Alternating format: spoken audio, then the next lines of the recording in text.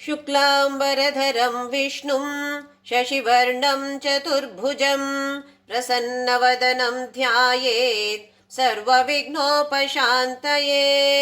गुरुर्ब्रह्मा गुरुर्विष्णु गुरुर्देवो महेश्वरः गुरुः साक्षात् परब्रह्म तस्मै श्रीगुरवे नमः। सरस्वती नमस्तुभ्यं वरदे कामरूपिणी विद्यारम्भं करिष्यामि ಸಿದ್ಧಿರ್ಭವತು ಮೇ ಸದಾ. ಹರಿ ಓಂ. ಎಲ್ಲರಿಗೂ ಶುಭೋದಯ. ದಿವ್ಯವಾದ, ಭವ್ಯವಾದ, ನಿತ್ಯ ನೂತನವಾದ, ಪುರಾತನವಾದ, ಹಾಗೆಯೇ ಅತೀ ಪವಿತ್ರವಾದ ನಮ್ಮ ಒಳಗೇ ಇರುವಂತಹ ಈ ಸುಂದರವಾದ ದೇವಾಲಯಕ್ಕೆ ಎಲ್ಲರಿಗೂ ಪ್ರೀತಿಯ ಆತ್ಮೀಯ ಸ್ವಾಗತ.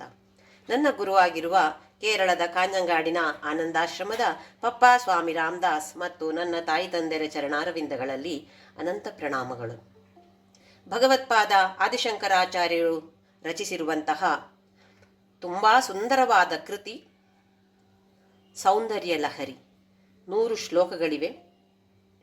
ಭಕ್ತಿಯೂ ಇದೆ, ಜ್ಞಾನವೂ ಇದೆ, ಅದರ ಜೊತೆ ತಂತ್ರಜ್ಞಾನವೂ ಇದೆ. ಮೊದಲನೆಯ ಕೆಲವು ಶ್ಲೋಕಗಳಲ್ಲಿ ಜಗನ್ಮಾತೆಯ ಪಾದ ಧೂಳಿಯ ಮಹಿಮೆಯನ್ನ ಅದ್ಭುತವಾಗಿ ವರ್ಣಿಸಿದ್ದಾರೆ. ಆಮೇಲೆ ಅವಳ ಒಂದು ರೂಪದ ಒಂದು ಕಿರು ಪರಿಚಯವನ್ನು ಕೊಟ್ಟು ಅವಳ ವಾಸಸ್ಥಾನದ ಪರಿಚಯವನ್ನು ಒಂದು ಶ್ಲೋಕದಲ್ಲಿ ಕೊಟ್ಟಿದ್ದಾರೆ. ಆಮೇಲೆ ನಮ್ಮ ದೇಹದಲ್ಲಿ ಇರುವಂತಹ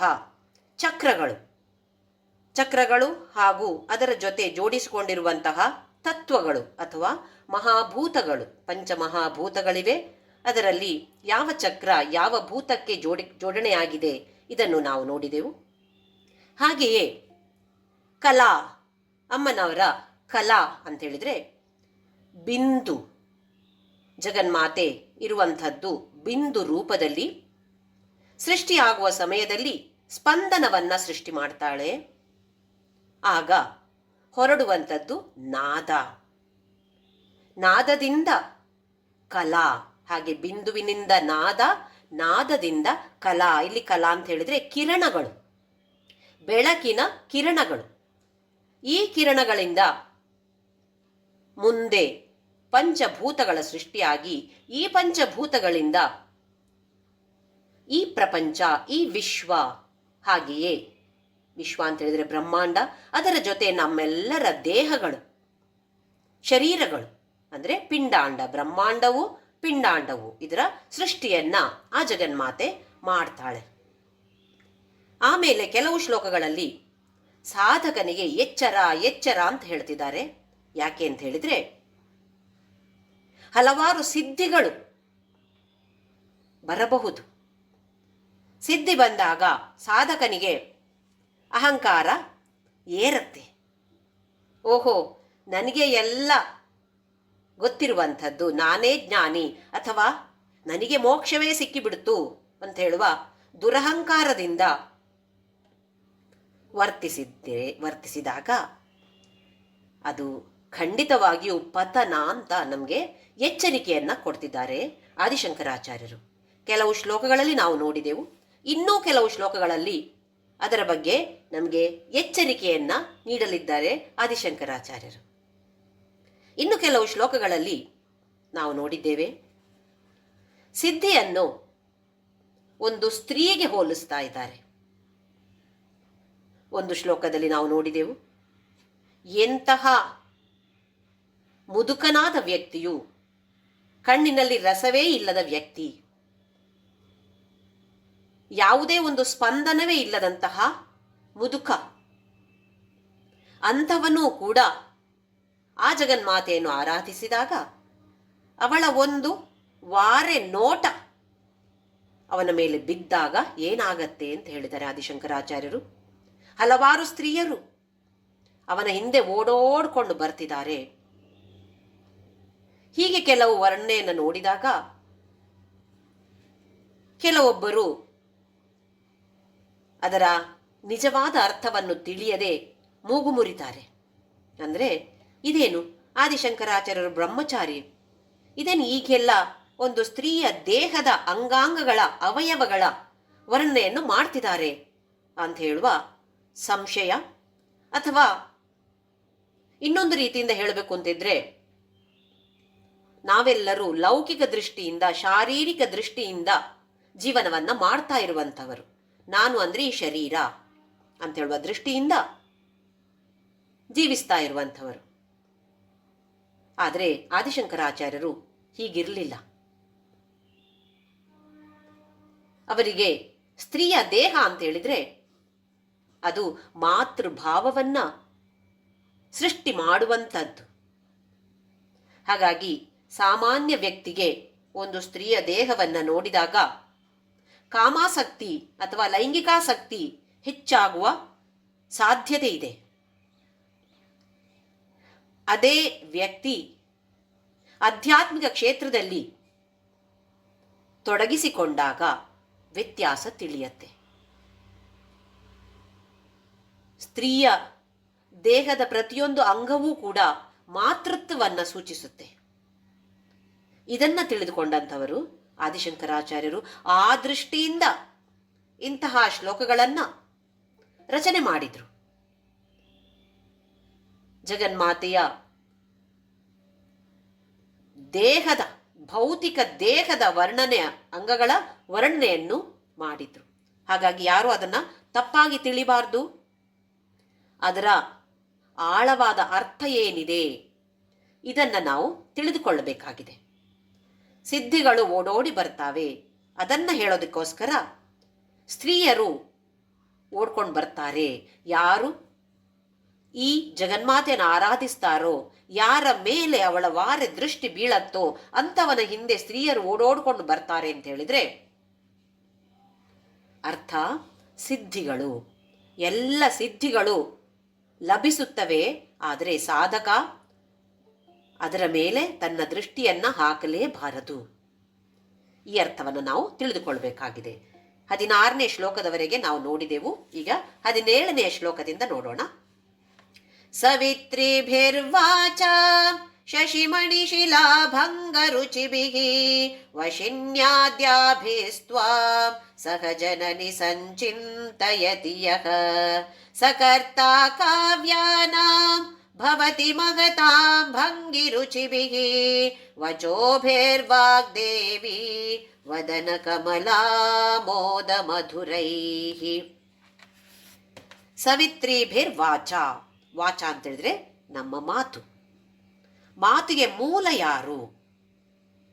ಇಲ್ಲಿ ಸವಿತ್ರಿ ಅಂತ ಹೇಳಿದ್ರೆ ಮೂಲ. ಯಾವುದಕ್ಕೆ ಮೂಲ? ವಾಚ, ಮಾತಿಗೆ ಮೂಲ ಯಾರು ಅಂತ ಹೇಳಿದ್ರೆ ನಮಗೆ ಗೊತ್ತಿದೆ, ವಾಗ್ದೇವತೆಗಳು. ಅದರಲ್ಲಿ 2ನೇದರಲ್ಲಿ ಬರುತ್ತೆ ವಶಿನ್ಯಾದ್ಯಾಭಿಸ್ತ್ವಾಂ. ವಶಿನ್ಯಾದಿ ವಾಗ್ದೇವತೆಗಳು 8 ಮಂದಿ ಇದ್ದಾರೆ. ಇವರ ಬಗ್ಗೆ ನಾವು ತಿಳಿದುಕೊಂಡಿದ್ದೇವೆ ಲಲಿತಾ ಸಹಸ್ರನಾಮದಲ್ಲಿ. ಯಾಕೆಂತ ಹೇಳಿದ್ರೆ ಲಲಿತಾ ಸಹಸ್ರನಾಮದ ರಚನೆಯನ್ನು ಮಾಡಿರುವಂಥವರು ಇದೇ 8 ವಾಗ್ದೇವತೆಗಳು. ಆ ಲಲಿತಾ ಪರಮೇಶ್ವರಿಯೇ ಅವರನ್ನ ಕೇಳಿಕೊಳ್ತಾಳೆ, ವರ್ಣಿಸಬೇಕಾಗಿದೆ, ಲಲಿತಾ ಮಾತೆಯನ್ನು ವರ್ಣಿಸಬೇಕಾಗಿದೆ ಅಂತ ಹೇಳಿದಾಗ ತುಂಬಾ ಉತ್ಸಾಹದಿಂದ, ತುಂಬಾ ಸಂತೋಷದಿಂದ ಲಲಿತಾ ಸಹಸ್ರನಾಮದ ರಚನೆಯನ್ನು ಈ 8 ವಾಗ್ದೇವತೆಗಳು, ವಶಿನ್ಯಾದಿ ವಾಗ್ದೇವತೆಗಳು, ವಶಿನಿ, ಕಾಮಿನಿ, ಮೋದಿನಿ, ವಿಮಲೆ, ಅರುಣೆ, ಜಯಿನಿ, ಸರ್ವೇಶ್ವರಿ, ಕೌಳಿನಿ ಅಂತ ಹೇಳುವ 8 ಮಂದಿ ವಾಕ್ ದೇವತೆಯರು. ವಾಕ್ ಅಂತ ಹೇಳಿದ್ರೆ ಮಾತು. ವಾಕಿಂಗ್ ಅಂತ ನಾವು ಇಂಗ್ಲಿಷಲ್ಲಿ ಹೇಳ್ತೇವೆ, ಅದಲ್ಲ. ಸಂಸ್ಕೃತದಲ್ಲಿ ವಾಕ್ ಅಂತ ಹೇಳಿದ್ರೆ ಮಾತು. ಮಾತಿಗೆ ಇರುವಂತಹ ದೇವತೆಯರು ಹೇಗಿದ್ದಾರೆ ಅವರು? ಶಶಿಮಣಿ ಶಿಲಾ ಭಂಗರುಚಿಭಿಹಿ. ಚಂದ್ರಕಾಂತ ಮಣಿ, ಚಂದ್ರಕಾಂತ ಶಿಲೆ ಅಂತ ಒಂದಿದೆ. ಇದು ಒಂದು ರತ್ನಗಳಲ್ಲಿ ಒಂದು. ನಮ್ಮ ಅಮೃತ ಶಿಲೆಯ ಹಾಗೆ, ಮಾರ್ಬಲ್ ಅಂತ ಹೇಳ್ತೀವಿ ನೋಡಿ, ಹಲವಾರು ಕಡೆ ಈಗ ಹೊಸತ್ತಾಗಿ ಕಟ್ಟಿರುವ ಗುಡಿಗಳಲ್ಲಿ ನಾವು ಈ ಮಾರ್ಬಲ್ ಅಥವಾ ಅಮೃತ ಶಿಲೆಯ ವಿಗ್ರಹಗಳನ್ನು ನೋಡ್ತೇವೆ. ಬಿಳಿ ಬಣ್ಣ, ನುಣುಪಾಗಿರತ್ತೆ, ಚೆನ್ನಾಗಿರತ್ತೆ ನೋಡಕ್ಕೆ ಎಲ್ಲ. ಹಾಗೆ ಇದು ಕೂಡ ಚಂದ್ರಕಾಂತ ಶಿಲೆಯೂ ಕೂಡ ಅದು ಒಂದು ಕಲ್ಲಲ್ಲ, ಒಂದು ರತ್ನ. ಅದು ಕೂಡ ಹಾಗೆಯೇ ಬಿಳಿಯಾಗಿರತ್ತೆ, ನೋಡಕ್ಕೆ ತುಂಬ ಚೆನ್ನಾಗಿರತ್ತೆ, ಸುಂದರವಾಗಿರತ್ತೆ. ಹಾಗೆಯೇ ಶಶಿಮಣಿ ಶಿಲಾ ಭಂಗ ರುಚಿಬಿಹಿ, ಹೇಗಿದೆ ಇವರ ಕಿರಣಗಳು? ವಶಿನ್ಯಾದಿ ವಾಗ್ದೇವತೆಗಳ ಸೌಂದರ್ಯವನ್ನ ಇಲ್ಲಿ ಆದಿಶಂಕರಾಚಾರ್ಯರು ವರ್ಣಿಸ್ತಾ ಇದ್ದಾರೆ. ಅವರ ಜೊತೆ ತ್ವಾಂ ಸಹ ಜನನಿ ಸಂಚಿಂತಯತಿ ಯಹ, ಯಾರು, ಯಹ ಅಂದ್ರೆ ಯಾರು, ಯಾರು ನಿನ್ನನ್ನು ವಾಗ್ದೇವತೆಯರ ರೂಪದಲ್ಲಿ ಧ್ಯಾನ ಮಾಡ್ತಾರೋ, ಇದು ಒಂದರ್ಥ. ಅಥವಾ ನಾವು ಶ್ರೀಚಕ್ರದಲ್ಲಿ ನೋಡಿದ್ದೇವೆ, ಮಧ್ಯದಲ್ಲಿ ಬಿಂದು ರೂಪದಲ್ಲಿ ಜಗನ್ಮಾತೆ ಇದ್ದಾಳೆ. ಆ ಬಿಂದುವಿನ ಹೊರಗಡೆ ಒಂದು ತ್ರಿಕೋಣ ಇದೆ. ಆ ತ್ರಿಕೋಣದಲ್ಲಿ ಈ 8 ವಾಗ್ದೇವತೆಯರು ಇರ್ತಾರೆ, ವಾಸ ಮಾಡ್ತಾರೆ. ಜಗನ್ಮಾತೆಯನ್ನು ಈ ಸುಂದರವಾಗಿರುವಂತಹ ವಾಗ್ದೇವತೆಯರ ಜೊತೆ ಯಾರು ಧ್ಯಾನ ಮಾಡ್ತಾರೋ, ಅರ್ಥ ಆಗ್ತಾ ಇದೆ ಅಂತ ಅಂದ್ಕೊಳ್ತಾ ಇದ್ದೀನಿ. ಒಂದರ್ಥ ಜಗನ್ಮಾತೆಯೇ ಈ ವಾಗ್ದೇವತೆ, ಎಲ್ಲ ವಾಗ್ದೇವತೆಗಳು ಜಗನ್ಮಾತೆಯ ರೂಪಗಳೇ. ಹಾಗೆ ಯಾರು ಜಗನ್ಮಾತೆಯನ್ನ ವಾಗ್ದೇವತೆಯರ ರೂಪದಲ್ಲಿ ಆರಾಧನೆ ಮಾಡ್ತಾರೋ ಅಂತ ಹೇಳೋ ಒಂದರ್ಥ. ಇನ್ನೊಂದರ್ಥ, ಜಗನ್ಮಾತೆ ಬಿಂದು ರೂಪದಲ್ಲಿದ್ದರೆ ಅವಳ ಹೊರಗಡೆ ವಾಗ್ದೇವತೆಯರು ವಾಸ ಮಾಡ್ತಾ ಇರ್ತಾರೆ. ಹಾಗೆ ಇವರ ಎಲ್ಲರನ್ನು 8+1 ಎಲ್ಲರನ್ನು ಸೇರಿಸಿಕೊಂಡು ಯಾರು ಧ್ಯಾನ ಮಾಡ್ತಾರೋ, ಯಹ ಅಂತೇಳಿದ್ರೆ ಯಾರು, ಸಕರ್ತ ಕಾವ್ಯಾನ, ಅಂತಹ ವ್ಯಕ್ತಿ, ಅಂತಹ ಭಕ್ತ ಅಥವಾ ಅಂತಹ ಸಾಧಕ ಏನ್ ಮಾಡ್ತಾನೆ, ಅವನಿಗೆ ಒಂದು ಶಕ್ತಿ ಬರುತ್ತೆ, ಕಾವ್ಯಗಳನ್ನು ರಚನೆ ಮಾಡುವಂತಹ ಅದ್ಭುತವಾದ ಶಕ್ತಿ. ಕಾಳಿದಾಸನ ಬಗ್ಗೆ ತಿಳಿದುಕೊಂಡೆವು. ವಾಲ್ಮೀಕಿ ರತ್ನಾಕರ ಅಂತ ಹೇಳುವ ದರೋಡೆಕೋರ ಆಗಿದ್ದ. ಅವನು ಮಹಾಕಾವ್ಯ ರಾಮಾಯಣ ಅಂತ ಹೇಳುವ ಮಹಾಕಾವ್ಯದ ರಚನೆ ಮಾಡಲಿಲ್ವೇ? ಹೇಗೆ? ಜಗನ್ಮಾತೆಯ ಅನುಗ್ರಹದಿಂದ. ಹಾಗೆ ಇಲ್ಲಿ ಯಾರೇ ಇರಲಿ ಸಾಧಕರು ಈ ಜಗನ್ಮಾತೆಯನ್ನ ವಾಗ್ದೇವತೆಯರ ಜೊತೆ ಧ್ಯಾನ ಮಾಡ್ತಾರೋ ಅಂಥವರು ಮಹಾಕಾವ್ಯಗಳನ್ನ, ಕಾವ್ಯಗಳಿಗೆ ಕರ್ತೃ ಆಗ್ತಾರೆ ಅಥವಾ ಮಹಾಕಾವ್ಯಗಳನ್ನ ರಚನೆಯನ್ನ ಮಾಡ್ತಾರೆ. ಭವತಿ ಮಹತಾಂ ಭಂಗಿರುಚಿಬಿಹಿ, ಹೇಗಿರೋದು ಮಹಾಕಾವ್ಯ ನಾವು ಬರಿಬೋದು. ಒಂದು ಸಣ್ಣ ಕಾವ್ಯ ನಮಗೂ ಕೂಡ, ಈಗ ನಾವು ಬೇರೆ ಬೇರೆ ಪತ್ರಿಕೆಗಳಲ್ಲಿ ಮಾಸಪತ್ರಿಕೆಗಳಲ್ಲೆಲ್ಲ ನೋಡ್ತೇವೆ ನಾವು, ಸಣ್ಣ ಚುಟುಕುಗಳು ಅಥವಾ ಸಣ್ಣ ಸಣ್ಣ ಪದ್ಯಗಳು, ತಮಾಷೆ ಇರ್ಬೋದು ಅಥವಾ ಯಾವುದೇ ರೀತಿಯಲ್ಲಿರ್ಬೋದು. ಇದು ಹಾಗಿರೋದಂತಲ್ಲ, ಉತ್ತಮವಾದ ವಿಚಾರಗಳ ಬಗ್ಗೆ ಕಾವ್ಯ. ಹಾಗೆಯೇ ಅದು ಎಲ್ಲ ಜನರಿಗೆ ಸಂತೋಷವನ್ನ ಕೊಡುವಂತಹ ಕಾವ್ಯ. ಅಂತಹ ಕಾವ್ಯಗಳ ರಚನೆಯನ್ನ ಮಾಡುವಂತಹ ಒಂದು ಶಕ್ತಿ ಅಂತಹ ಸಾಧಕನಿಗೆ ಸಿಗತ್ತೆ. ವಚೋಭಿಹಿ ವಾಗ್ದೇವಿ ವದನ ಕಮಲ ಆಮೋದ ಮಧುರೈಹಿ, ಹೇಗಿರುತ್ತೆ ಅಂತಹ ವ್ಯಕ್ತಿಯ ಮಾತುಗಳು ಅಥವಾ ಅಂತಹ ವ್ಯಕ್ತಿ ರಚನೆ ಮಾಡಿರುವಂತಹ ಕಾವ್ಯ ಹೇಗಿರುತ್ತೆ, ಆ ಪದಗಳು ಹೇಗಿರುತ್ತೆ ಅದರಲ್ಲಿ ಅಂತ ಹೇಳಿದ್ರೆ, ವಾಗ್ದೇವಿ ಸರಸ್ವತಿಯ ವದನ ಕಮಲ ಆಮೋದ ಮಧುರೈಹಿ, ಸರಸ್ವತಿಯ ಬಾಯಿಯಿಂದ ಉತ್ತಮವಾದ ಸುವಾಸನೆ, ಮಧುರವಾದ ಸುವಾಸನೆ ಬರ್ತಾ ಇರತ್ತಂತೆ. ಇಲ್ಲಿ ಸುವಾಸನೆ ಅಂತ ಹೇಳಿದ್ರೆ ಎಲ್ಲರಿಗೂ ಇಷ್ಟವಾಗುವಂಥದ್ದು. ಸರಸ್ವತಿಯೇ ಈ ಸಾಧಕನಲ್ಲಿ, ಸಾಧಕನ ನಾಲಿಗೆಯಲ್ಲಿ ಕುಳಿತು ಅಥವಾ ಕೈಯಲ್ಲಿ ಕುಳಿತು ಕಾವ್ಯದ ರಚನೆ ಮಾಡಿದ್ದೋ ಅಂತ ಹೇಳುವ ಸಂಶಯ ಬರೋ ಅಷ್ಟು ಚೆನ್ನಾಗಿ ಆ ಭಕ್ತ ಅಥವಾ ಆ ಸಾಧಕ ಕಾವ್ಯಗಳ ರಚನೆ ಮಾಡುವಂತಹ ಶಕ್ತಿಯನ್ನ ಪಡಿತಾನೆ ಅಂತ ಹೇಳಿ ಇಲ್ಲಿ ಆದಿಶಂಕರಾಚಾರ್ಯರು ನಮಗೆ ತಿಳಿಸಿಕೊಡ್ತಾ ಇದ್ದಾರೆ. ಇಲ್ಲಿ ನಾವು ಸಾಮಾನ್ಯ ಜೀವನದಲ್ಲಿ ಅಕ್ಷರಗಳು, ಅದೇ ಅಕ್ಷರಗಳು ಅಧ್ಯಾತ್ಮ ಜೀವನದಲ್ಲಿಯೂ ಏನನ್ನು ನಾವು ತಿಳಿದುಕೊಳ್ಬೇಕು ಈ ಶ್ಲೋಕದಿಂದ ಅಂತ ಹೇಳಿದ್ರೆ, ಪ್ರತಿಯೊಂದು ಅಕ್ಷರವೂ ಕೂಡ ವಿದ್ಯಾಸ್ವರೂಪ, ದೈವಸ್ವರೂಪ ಅಂತ ಹೇಳುವ ತಿಳುವಳಿಕೆ ಬೇಕಾಗಿದೆ. ನಾವು ಮಾತನಾಡ್ತಾ ಇದ್ದೇವೆ, ಬರಿತೇವೆ, ಹಾಡ್ತೇವೆ. ಪ್ರತಿಯೊಂದು ಅಕ್ಷರವೂ ಕೂಡ ದೈವಸ್ವರೂಪ. ಈ ಭಾವನೆ ಬಂದಾಗ, ಈ ತಿಳುವಳಿಕೆ ಬಂದಾಗ ನಮ್ಮ ಮಾತು ಹೇಗಿರಬೇಕು? ಯಾರ ಬಗ್ಗೆಯೂ ನೀಚವಾಗಿ, ತುಚ್ಛವಾಗಿ ಮಾತನಾಡೋ ಹಾಗಿಲ್ಲ ಅಲ್ವೇ? ಯಾಕೆ?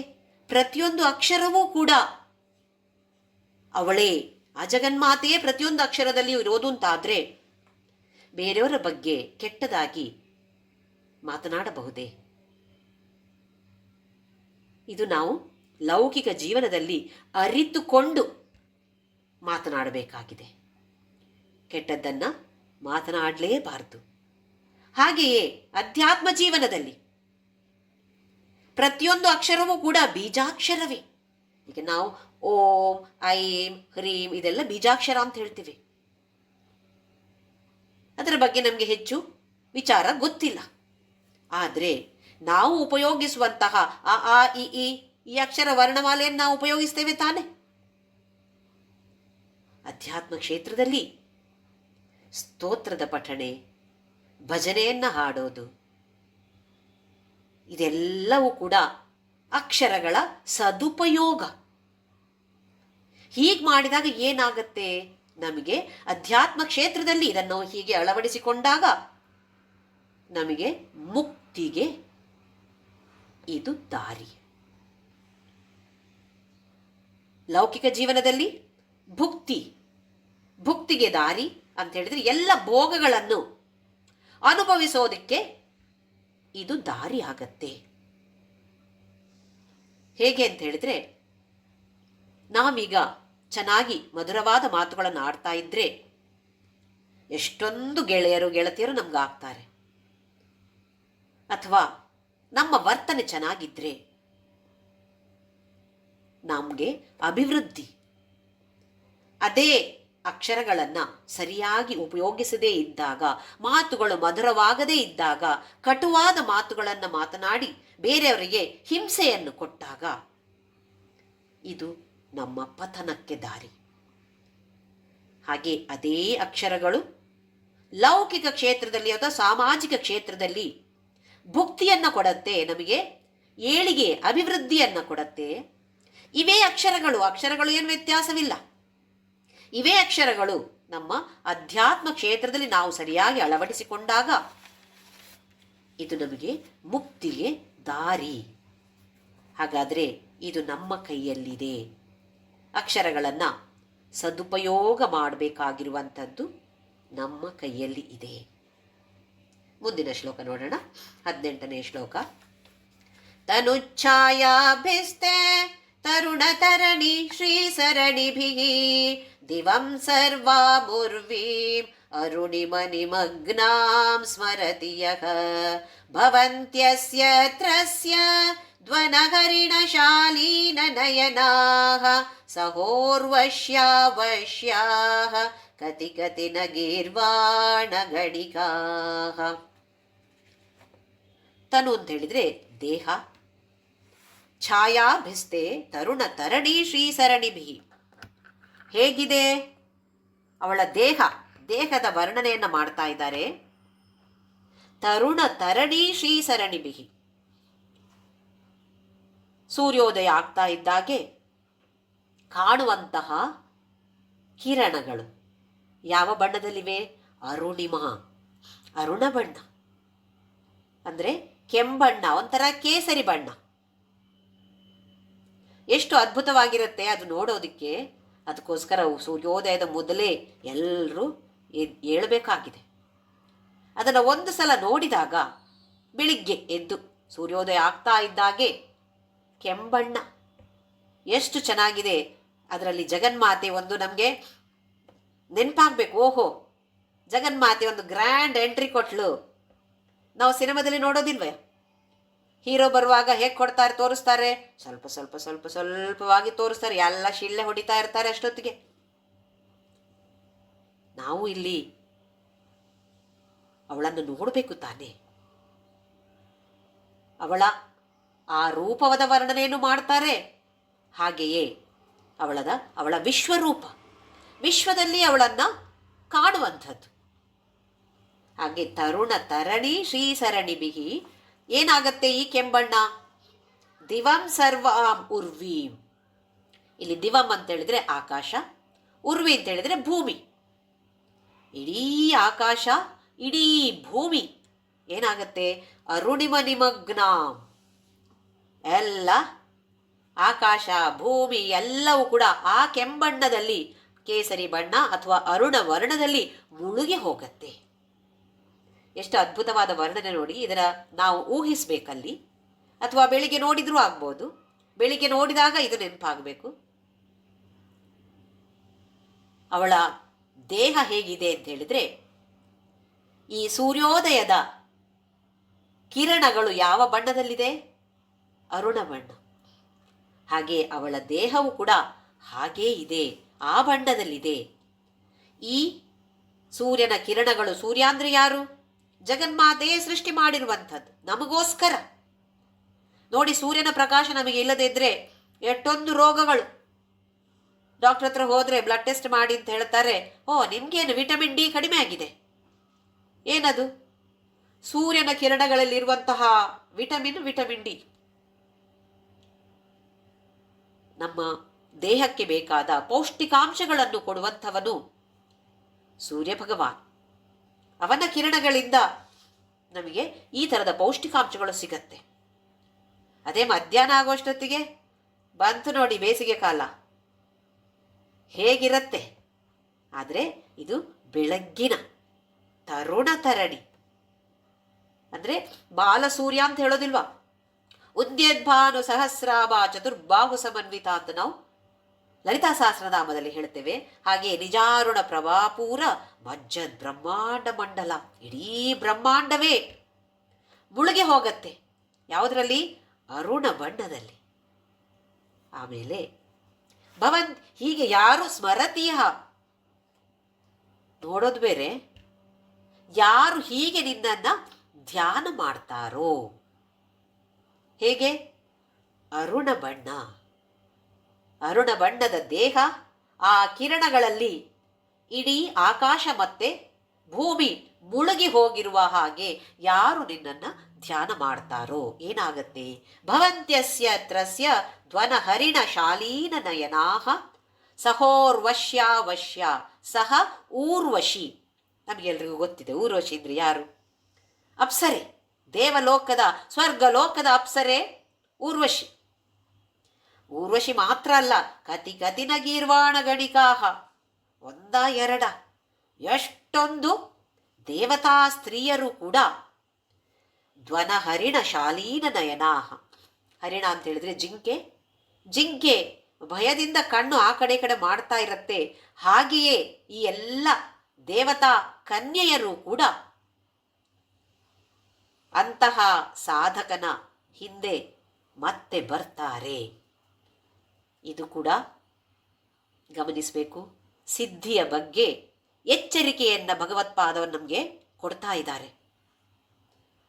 ಸಿದ್ಧಿಗಳು ಸಿದ್ಧಿಸುವಂಥದ್ದು ಸಾಮಾನ್ಯ. ಸಾಧಕ ಸಾಧನೆ ಮಾಡ್ತಾ ಮಾಡ್ತಾ ಮುಂದಕ್ಕೆ ಹೋದ ಹಾಗೆ ಹಲವಾರು ಸಿದ್ಧಿಗಳು ಲಭಿಸ್ತವೆ. ಅದರನ್ನೇ ಗುರಿಯಾಗಿಟ್ಟುಕೊಂಡು ಅಥವಾ ಅದಕ್ಕೆ ಪ್ರಾಮುಖ್ಯತೆಯನ್ನು ಕೊಟ್ಟರೆ ಸಾಧಕನಿಗೆ ಪತನ ಗ್ಯಾರಂಟಿ ಅಂತ ಇಲ್ಲಿ ಆದಿಶಂಕರಾಚಾರ್ಯರು ತಿಳಿಸಿಕೊಡ್ತಾ ಇದ್ದಾರೆ. ಇದರ ಮೊದಲು ಕೂಡ ನಾವು ಹಲವಾರು ಶ್ಲೋಕಗಳನ್ನು ನೋಡಿದೆವು. ಅದರ ಗುಲಾಮನಾಗಬಾರ್ದು.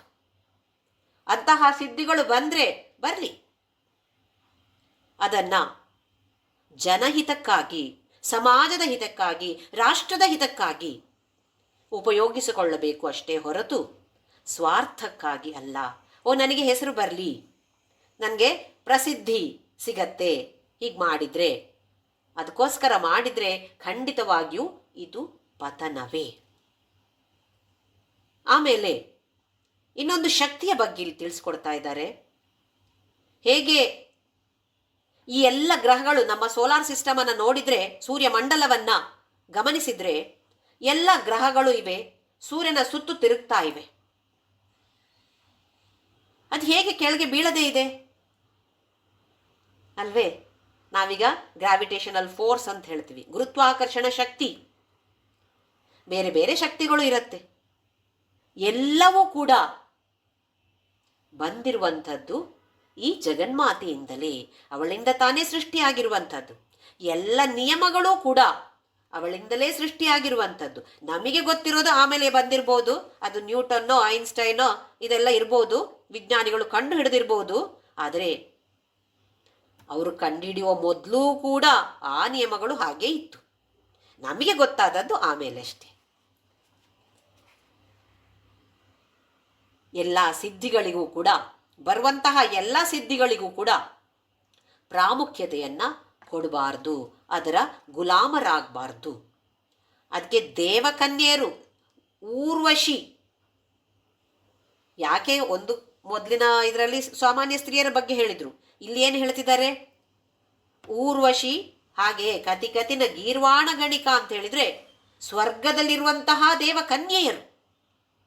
ಅಂದರೆ ಆ ಥರದ ಸಿದ್ಧಿಗಳು ಬರ್ಬೋದು, ಅತೀ ಉತ್ತಮವಾದ ಸಿದ್ಧಿಗಳು ಇರ್ಬೋದು. ಆದರೆ ಅದರ ಬಗ್ಗೆ ಹೆಚ್ಚು ಗಮನವನ್ನು ಕೊಡದೆ, ಸ್ವಾರ್ಥಕ್ಕಾಗಿ ಅದನ್ನು ಉಪಯೋಗಿಸದೆ ಮುಂದಕ್ಕೆ ಪ್ರತಿಯೊಬ್ಬ ಸಾಧಕನು ಸಾಗಬೇಕಾಗಿದೆ. ಇದರ ಬಗ್ಗೆ ಆದಿಶಂಕರಾಚಾರ್ಯರು ಇದರಲ್ಲಿ ನಮಗೆ ತಿಳಿಸಿಕೊಡ್ತಾ ಇದ್ದಾರೆ. ಪತಂಜಲಿ ಮಹರ್ಷಿಗಳು, ಗೊತ್ತಿದೆ ನಮಗೆಲ್ಲರಿಗೂ ಕೂಡ, ರಾಜಯೋಗ ಸೂತ್ರ ಅಂತ ಹೇಳುವ ಒಂದು ವಿಚಾರವನ್ನು, ದೊಡ್ಡ ಸುಮಾರು ಅಧ್ಯಾಯಗಳಿವೆ ಅದರಲ್ಲಿ ಒಂದು ಅಧ್ಯಾಯ ವಿಭೂತಿ ಪದ ಅಂತ ಇದೆ. ಅದು ಈ ಬರೇ ಸಿದ್ಧಿಗಳಿಂದ ಆಗುವಂತಹ ಅಪಾಯಗಳು ಏನು, ಸಿದ್ಧಿಗಳಿಂದ ನಮಗೆ ಆಗುವಂತಹ ಅಪಾಯಗಳು ಏನು ಅಂತ ಹೇಳೋದ್ರ ಬಗ್ಗೆ ತುಂಬ ವಿವರವಾಗಿ ವರ್ಣಿಸ್ತಾರೆ ಪತಂಜಲಿ ಮಹರ್ಷಿಗಳು. ಹಾಗಾದರೆ ನೋಡಿ ಎಷ್ಟು ಅದಕ್ಕೆ ಪ್ರಾಮುಖ್ಯತೆಯನ್ನು ಎಲ್ಲರೂ ಕೊಡ್ತಾ ಇದ್ದಾರೆ. ಯಾಕೆ? ಸಿದ್ಧಿಯನ್ನು ಸರಿಯಾಗಿ ಉಪಯೋಗಿಸಿಕೊಳ್ಳದೆ ಇದ್ದರೆ, ದುರುಪಯೋಗ ಮಾಡಿದರೆ ಪತನ. ಎತ್ತರದಿಂದ ಬಿದ್ದರೆ ಜಾಸ್ತಿ ತಾನೇ ನಮಗೆ ನೋವಾಗೋದು. ಎಲ್ಲೋ ಹೆಚ್ಚು ಎತ್ತರ ಇಲ್ಲ ಅಂತ ಹೇಳಿದರೆ ನೋವು ಕಡಿಮೆ. ತುಂಬ ಎತ್ತರಕ್ಕೆ ಹತ್ತಿ ಆಯಿತು, ಅಲ್ಲಿಂದ ಪತನ ಅಂತ ಹೇಳಿದರೆ ಬಿದ್ದರೆ ಹೇಗಾಗತ್ತೆ ಹೇಳಿ? ಹಾಗೆಯೇ ಈ ಥರದ ಸಿದ್ಧಿಗಳು ಸಿಕ್ಕಿ ಅದರ ದುರುಪಯೋಗ ಪಡಿಸಿಕೊಂಡಾಗ ಆಗುವಂತಹ ಪತನದ ಬಗ್ಗೆ ಪತಂಜಲಿ ಮಹರ್ಷಿಗಳು ಕೂಡ ತುಂಬ ವಿವರವಾಗಿ ವರ್ಣಿಸಿದ್ದಾರೆ. ಮುಂದಿನ ಶ್ಲೋಕ ನೋಡೋಣ. ಮುಖಂ ಬಿಂದು ಕೃತ್ವಾ ಕುಚಯುಗಂ ಅಧತ್ತಸ್ಯ ತದಧಾ ಹರಾರ್ಧಂ ಧ್ಯಾಯೇದ್ಯೋ ಹರಮಹಿಷಿತೆ ಮನ್ಮಥ ಕಲಾಂ ಸಸದ್ಯ ಸಂಕ್ಷೋಭಂ ನಯತಿ ವನಿತಾ ಇತ್ಯತಿ ಲಘು ತ್ರಿಲೋಕೀಮಪ್ಯಾಶು ಭ್ರಮಯತಿ ರವೀಂದು ಸ್ತನಯುಗಾಂ.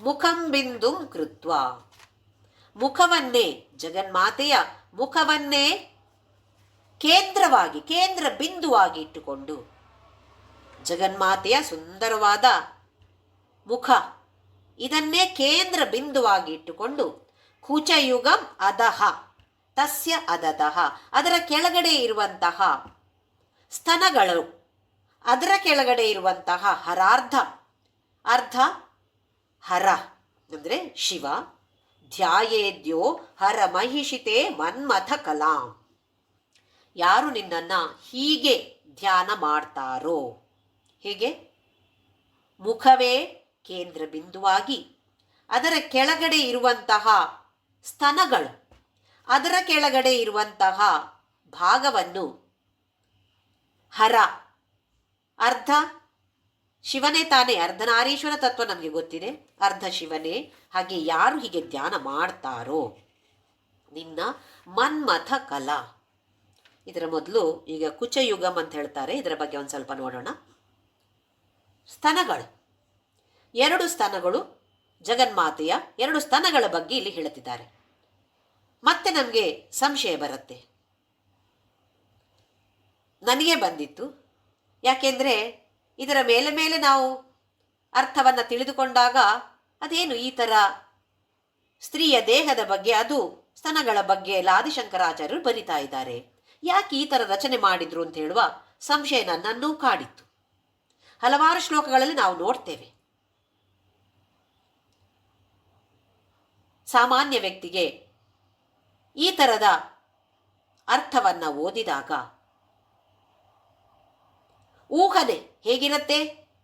ಅಂತಹ ಊಹನೆಯಿಂದ ಕಾಮಾಸಕ್ತಿ, ಲೈಂಗಿಕಾಸಕ್ತಿ ಹೆಚ್ಚಾಗುವ ಸಂಭವ ಇದೆ. ಅದಕ್ಕಾಗಿ ತಾನೇ ಆದಿಶಂಕರಾಚಾರ್ಯರು ಕೈಲಾಸದಿಂದ ಹೊರಟು ಬರುವಾಗ ನಂದಿ ಢೀ ಕೊಟ್ಟು, ಈ ಕತೆ ನಮಗೆಲ್ರಿಗೂ ಗೊತ್ತಿದೆ ಈಗ, ಇಲ್ಲ ಈ ಸೌಂದರ್ಯ ಲಹರಿಯನ್ನು ನೀನು ಭೂಲೋಕಕ್ಕೆ ತೆಗೆದುಕೊಂಡು ಹೋಗೋದು ಬೇಡ ಅಂತ ಹೇಳ್ತಾನೆ. ಯಾಕೆಂತೇಳಿದರೆ ಇಂತಹ ರಚನೆ ಸಾಮಾನ್ಯ ವ್ಯಕ್ತಿಗೆ ಅರ್ಥವಾಗೋದಿಲ್ಲ. ಅದಕ್ಕಿಂತ ಹೆಚ್ಚು ಅಸಹ್ಯ ಪಟ್ಟುಕೊಳ್ಳುವವರು ಜಾಸ್ತಿ ಇರಬಹುದು. ಎಲ್ಲ ಮೇಲೆ ಮೇಲೆ ಏನಿದೆ ಅಂತ ನೋಡ್ತಾರೆ, ಹಚ್ಚಿ ಇದೇನು ಈ ಥರ ಬರೆದಿದ್ದಾರೆ ಆದಿಶಂಕರಾಚಾರ್ಯರು ಅಂತ ಹೇಳೋರೇ ಜಾಸ್ತಿ ಇರ್ಬೋದು. ಇಲ್ಲಿ ಗಮನಿಸಬೇಕಾದದ್ದು ಏನು ಅಂತ ಹೇಳಿದ್ರೆ, ಮಾತೃಭಾವ. ಆ ಜಗನ್ಮಾತೆಯ ಪಾದದಡಿಯಲ್ಲಿ ಕುಳಿತು ಮಗುವಾಗಿ ಇದರ ರಚನೆಯನ್ನು ಮಾಡಿದಂಥವರು ಆದಿಶಂಕರಾಚಾರ್ಯರು. ಸಾಮಾನ್ಯ ವ್ಯಕ್ತಿ ಅಲ್ಲ. ಈ ದೈಹಿಕ ಭಾವನೆಯಿಂದ ಮೇಲಕ್ಕೆ ಏರಿದವರು. ಅಂಥವರಿಗೆ ಆ ಜಗನ್ಮಾತೆ ಇರ್ಬೋದು ಅಥವಾ ಯಾವುದೇ ಸ್ತ್ರೀಯ ದೇಹವನ್ನು ನೋಡಿದರೂ ಕೂಡ ಮಾತೃಭಾವನೆ ಮಾತ್ರ ಸೃಷ್ಟಿಯಾಗತ್ತೆ. ಇನ್ನು ಯಾವ ಥರದ ಕಾಮಾಸಕ್ತಿಯೂ ಸೃಷ್ಟಿ ಆಗೋದಿಲ್ಲ, ಉದ್ಭವ ಆಗೋದಿಲ್ಲ. ರಾಮಕೃಷ್ಣ ಪರಮಹಂಸರು ಒಂದು ಸಲ ಕಲ್ಕತ್ತಾದಲ್ಲಿ ನಡ್ಕೊಂಡು ಹೋಗ್ತಿರ್ಬೇಕಿದ್ರೆ ವೇಶ್ಯಾಸ್ತ್ರೀಯರು ಅಲ್ಲಿ ಕಾಣಸಿಕ್ಕಿದ್ರು. ಹತ್ತಿರ ಇದ್ದ ಭಕ್ತರೆಲ್ಲ ಚೀಚಿ ವೇಶ್ಯಾಸ್ತ್ರೀಯರು, ವೇಶ್ಯರು, ಅವ್ರನ್ನ ನೋಡಬಾರ್ದು ಅಂತೆಲ್ಲ ಹೇಳ್ತಾ ಇದ್ರೆ ರಾಮಕೃಷ್ಣ ಪರಮಹಂಸರು ಅವರಿಗೆ ನಮಸ್ಕಾರ ಮಾಡಿ ಅಮ್ಮ ಅಂತ ಸಂಬೋಧನೆ ಮಾಡಿದ್ರಂತೆ. ಭಕ್ತರಿಗೆಲ್ಲ ಆಶ್ಚರ್ಯ ಆಗೋಯ್ತು. ಇದೇನು ವೇಶ್ಯರಿಗೆ ನಮಸ್ಕಾರ ಹೊಡಿತಿದ್ದಾರೆ ಇವರು, ಅಲ್ಲದೆ ಅಮ್ಮ ಅಂತ ಸಂಬೋಧಿಸ್ತಾ ಇದ್ದಾರೆ ಅಂತ ಹೇಳಿದ್ರೆ ರಾಮಕೃಷ್ಣ ಪರಮಹಂಸರು ಹೇಳಿದ್ರಂತೆ, ಅದೇ ಜಗನ್ಮಾತೆ, ಆ ಜಗದ್ಧಾತ್ರಿಯಾದ ಮಹಾಕಾಲಿಯೇ ಈ ವೇಶ್ಯೆ. ಪ್ರತಿಯೊಬ್ಬ ಸ್ತ್ರೀಯಲ್ಲಿಯೂ ಅಥವಾ ಪ್ರತಿಯೊಂದು ವ್ಯಕ್ತಿಯಲ್ಲಿಯೂ ಪ್ರತಿಯೊಂದು ವಸ್ತುವಿನಲ್ಲಿಯೂ ಕಾಣಬೇಕಾಗಿರುವುದು ಆ ಜಗನ್ಮಾತೆಯನ್ನಲ್ವೇ? ಇನ್ನೊಂದು ಉದಾಹರಣೆ, ಸ್ವಾಮಿ ವಿವೇಕಾನಂದರು. ಇವರು ಶಿಕಾಗೋಗೆ ಧರ್ಮ ಸಮನ್ವಯ ಸಮ್ಮೇಳನಕ್ಕೆ ಹೋಗಬೇಕಿದ್ರೆ ಮೊದಲು ಉತ್ತರ ಭಾರತದಲ್ಲಿ ರಾಜಸ್ಥಾನದಲ್ಲಿ ಒಬ್ಬ ರಾಜ ಇದ್ದ, ಅಜಿತ್ ಸಿಂಗ್ ಅಂತ ಹೇಳಿ. ಅವನು ಸ್ವಾಮಿ ವಿವೇಕಾನಂದರನ್ನು ಆಹ್ವಾನಿಸ್ತಾನೆ. ಅವನ ಆಹ್ವಾನದ ಮೇರೆಗೆ ಸ್ವಾಮಿ ವಿವೇಕಾನಂದರು ಅಲ್ಲಿಗೆ ಹೋಗ್ತಾರೆ. ಅಲ್ಲಿ ಅವನಿಗೆ ಇಷ್ಟರವರೆಗೆ ಒಂದು ಸನ್ಯಾಸಿಯನ್ನ ಆಹ್ವಾನಿಸಿ, ಅವನಿಗೆ ಗೊತ್ತಿಲ್ಲ, ರಾಜನಿಗೆ ಅದರ ಬಗ್ಗೆ ಏನೂ ಗೊತ್ತಿಲ್ಲ. ಹೇಗೆ ಅವ್ರಿಗೆ ಎಂಟರ್ಟೈನ್ಮೆಂಟ್ ಹೇಗೆ ಮಾಡೋದು ಅದರ ಬಗ್ಗೆ ಅಷ್ಟು ವಿಚಾರ ಕೊಟ್ಟಿಲ್ಲ. ಯಾಕೆ ಅಂತ ಹೇಳಿದ್ರೆ ಯಾವತ್ತು ಬರುವಂಥವ್ರು ಅವನ ಸ್ನೇಹಿತರು ಬೇರೆ ಬೇರೆ ರಾಜ್ಯದ ರಾಜರುಗಳು ಬಂದಾಗ ಏನು ಮಾಡ್ತಾ ಇದ್ದ? ಒಂದು ನೃತ್ಯ ಕಾರ್ಯಕ್ರಮ, ಹಾಡುವ ಕಾರ್ಯಕ್ರಮ, ಮದ್ಯ ಕುಡಿಯುವಂತಹ ಕಾರ್ಯಕ್ರಮ, ಇದನ್ನೆಲ್ಲ ಮಾಡ್ತಾ ಇದ್ದಿದ್ದು. ಹಾಗಾಗಿ ಈ ಸ್ವಾಮೀಜಿಯನ್ನು ಕರೆದಾಗಲೂ ಕೂಡ ಅದೇ ಥರದ ವ್ಯವಸ್ಥೆಯನ್ನು ಮಾಡಿಟ್ಟಿದ್ದ. ವಿವೇಕಾನಂದರು ಬಂದರು. ಆಗ ಹಲವಾರು ವೇಶ್ಯಾಸ್ತ್ರೀಯರು ಅಲ್ಲಿ ನರ್ತನಕ್ಕೆ ಸಿದ್ಧರಾಗಿದ್ದರು. ಅದರಲ್ಲಿ ಪ್ರಮುಖಳಾದವಳು ನಮ್ಮ ಇಡೀ ಭಾರತ ದೇಶದಲ್ಲಿ ಪ್ರಸಿದ್ಧಿಯನ್ನು ಪಡೆದಂತಹ ವೇಶ್ಯಾಸ್ತ್ರೀ. ಇದನ್ನು ಕಂಡ ತಕ್ಷಣ ಸ್ವಾಮಿ ವಿವೇಕಾನಂದರು ಒಳಗಡೆ ಅಲ್ಲಿ ಒಂದು ಕೋಣೆಯಲ್ಲಿ ಒಳಗಡೆ ಹೋಗಿ ಚಿಲ್ಕ ಹಾಕೊಂಡು ಬಿಟ್ರು. ನಾನು ಬರೋದಿಲ್ಲ. ರಾಜನಿಗೆ ಆಶ್ಚರ್ಯ ಆಗೋಯ್ತು. ಇದೇನು? ಹೋಗಿ ಕದ ತಟ್ಟಿ ಹೇಳ್ದ, ಸ್ವಾಮೀಜಿ ಬನ್ನಿ ಬನ್ನಿ, ನೃತ್ಯ ಕಾರ್ಯಕ್ರಮ ಈಗ ಶುರುವಾಗತ್ತೆ. ವಿವೇಕಾನಂದರು ಹೇಳಿದ್ರು, ಇಲ್ಲ ನಾ ಬರಲ್ಲ. ಯಾಕೆ? ಆಹಾ, ಅಲ್ಲಿ ಎಲ್ಲ ವೇಶ್ಯಾಸ್ತ್ರೀಯರಿದ್ದಾರೆ, ನಾನು ಬರೋದಿಲ್ಲಪ್ಪ ಅಲ್ಲಿಗೆ. ಅಯ್ಯೋ, ರಾಜ ಹೇಳ್ದ, ಅಯ್ಯೋ ತುಂಬ ದುಡ್ಡು ಕೊಟ್ಟು ಕರ್ಕೊಂಡು ಬಂದಿದ್ದೇವೆ ಅವಳನ್ನ, ಪ್ರಸಿದ್ಧಿಯನ್ನು ಪಡೆದಂಥ, ಭಾರತ ದೇಶದಲ್ಲಿ ಅತಿ ಪ್ರಸಿದ್ಧಿಯನ್ನು ಪಡೆದಂತಹ ವೇಶ್ಯಾಸ್ತ್ರೀ ಇವಳು ಸ್ವಾಮೀಜಿ. ಅವಳ ನರ್ತನವನ್ನು ನೋಡಿ ನೀವು. ವಿವೇಕಾನಂದರು ಹೊರಗಡೆ ಬರಲಿಕ್ಕೆ ಒಪ್ಪಲಿಲ್ಲ. ಇನ್ನೇನು ಮಾಡೋದು? ಈ ವೇಶ್ಯಾಸ್ತ್ರೀ, ನೃತ್ಯಗಾತಿ, ಅಂತಹ ಪ್ರಸಿದ್ಧಿಯನ್ನು ಪಡೆದಂಥವಳಿಗೆ ಇಲ್ಲ ಸ್ವಾಮೀಜಿಯವರು ನಿನ್ನ ಡ್ಯಾನ್ಸ್ ನೋಡಲಿಕ್ಕೆ ಬರೋದಿಲ್ಲ ಅಂತೇಳಿದ್ರೆ ಅವಳಿಗೆ ಎಷ್ಟು ಅಪಮಾನ. ಆದರೆ ಇನ್ನೇನು ಮಾಡೋದು? ಹಾಗೆ ಬಂದು ರಾಜ ಹೇಳಿದ, ಇಲ್ಲ ಸ್ವಾಮೀಜಿಯವರು ಹೊರಗಡೆ ಬರೋಕ್ಕೆ ಒಪ್ತಾ ಇಲ್ಲ, ನನ್ನನ್ನು ಕ್ಷಮಿಸಬೇಕು ಅಂತ ರಾಜ ಹೇಳ್ತಾ. ಆಗ ಆ ವೇಶ್ಯಾಸ್ತ್ರೀ ತುಂಬ ದುಃಖದಿಂದ ಒಂದು ಸೂರದಾಸರು ಬರೆದಿರುವಂತಹ ಒಂದು ಹಾಡನ್ನು ಹಾಡ್ತಾಳೆ. ಅದರಲ್ಲಿ ಬರುವಂತಹ ಅರ್ಥ ಏನು ಅಂತ ಹೇಳಿದರೆ, ನಾನು ದಾರಿಯಲ್ಲಿ ಬಿದ್ದಿರುವಂತಹ ಒಂದು ಕಸ ಅಥವಾ ಕಸಕ್ಕೆ ಸಮಾನ ನಾನು, ಅದು ನನಗೆ ಗೊತ್ತಿದೆ. ಆದರೆ ನೀವೆಂಥವರು? ಸಂತರು ನೀವು. ನಮ್ಮನ್ನೆಲ್ಲ ಕರುಣೆಯಿಂದ ನೋಡಿ ಆಶೀರ್ವಾದ ಮಾಡಬೇಕಾದಂಥವರು ನೀವು ಅಲ್ವೇ ಅಂತ ಹೇಳಿ ಅತೀ ದುಃಖದಿಂದ, ನೋವಿನಿಂದ ಹಾಡನ್ನು ಹಾಡಕ್ಕೆ ಶುರು ಮಾಡ್ತಾಳೆ. ಅದನ್ನು ಕೇಳಿದಾಗ ವಿವೇಕಾನಂದರಿಗೆ, ಓಹ್ ಇದೇನಿದು, ನಾನು ತಪ್ಪು ಮಾಡ್ತಾ ಇದ್ದೇನೆ, ಇವಳು ಜಗನ್ಮಾತೆಯೇ ತಾನೆ ಅಂಥೇಳಿ ತಕ್ಷಣ ಚಿಲಕವನ್ನು ತೆಗೆದು ಬಾಗಿಲನ್ನು ತೆರೆದು ಓಡೋಡ್ಕೊಂಡು ಬರ್ತಾರೆ ಅಲ್ಲಿಗೆ. ಅವಳು ಹಾಡು ಹಾಡ್ತಾಳೆ, ಹಾಗೆಯೇ ಅತೀ ಸುಂದರವಾದ ಒಂದು ದೈವಿಕವಾದ ನೃತ್ಯವನ್ನು ಮಾಡ್ತಾಳೆ. ಅದನ್ನು ನೋಡಿ ಕೊನೆಯಲ್ಲಿ ಸ್ವಾಮಿ ವಿವೇಕಾನಂದರು ಅವಳನ್ನು ತಾಯಿ ಅಂತ ಕರೀತಾರೆ. ಆಮೇಲೆ ಅವರೇ ಹೇಳ್ತಾರೆ, ಉತ್ತಮವಾದ ಒಂದು ಪಾಠವನ್ನು ನನಗೆ ನೀನು ಕಲಿಸಿದ್ಯಾ ತಾಯಿ. ಇವತ್ತು ಎಲ್ಲರಲ್ಲಿಯೂ ಇರುವಂಥದ್ದು ಆ ಜಗನ್ಮಾತೆಯೇ. ಬೇರೆ ಬೇರೆ ಥರದ ದೇಹ ಇರ್ಬೋದು, ಬೇರೆ ಬೇರೆ ಥರದ ಉದ್ಯೋಗ ಇರ್ಬೋದು, ಆದರೆ ಅದನ್ನೆಲ್ಲ ನೋಡುವಂಥದ್ದಲ್ಲ. ನೋಡಬೇಕಾಗಿರುವಂಥದ್ದು ಏನು, ಅಲ್ಲಿ ಒಳಗಡೆ ಇರುವಂಥದ್ದು ಏನು, ಅದು ಎಲ್ಲರಲ್ಲಿ ಇರುವಂಥದ್ದು ಒಂದೇ ತಾನೇ. ಒಂದು ಚಿನ್ನವನ್ನು ಬೇರೆ ಬೇರೆ ಸುಂದರವಾದ ಬಾಕ್ಸ್ಗಳಲ್ಲಿ ಹಾಕಿ ಕೊಡ್ಬೋದು.